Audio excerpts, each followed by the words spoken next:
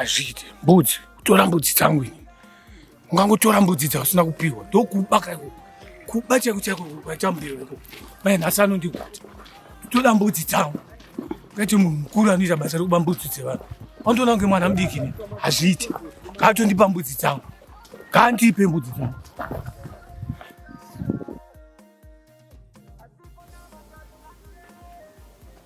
Iwe mbeo. Ini zvekutamba newo handizvidi uri kushindwa. Chikundara Uri kushindwa here? Aiwa, saka muuyo kauchingweta hasha chii. Ko mbudzi dzangu dziri kuti? Mbudzi ndochi. Mbudzi, hauzive mbudzi? Aiwa mudara, ndina mbudzi. Kupfeka kasimati mari yangu kaye mbudzi dzawakuda unotya. Kuti chipo mudara. Waba mbudzi dzangu iwo. Ini nikuba mbudzi dzangu. Iwewe. Aiwa mudara wauzonyanya kuda kuti. Kuita sei? Aiwa, Chi? Ndara ndauzokuchaya manje, aiwa. Uchichayani? Iwe unopfira mahara ndipe mbudzi dzangu.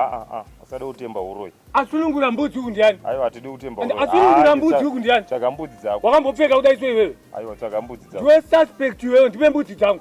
Utondinonodza kuti. Aiwa, uraya kana kuda ndipe mbudzi dzangu mbeo. Mbeo unopfira mahara ndipe mbudzi dzangu. Ndipe mbudzi dzangu mbeo.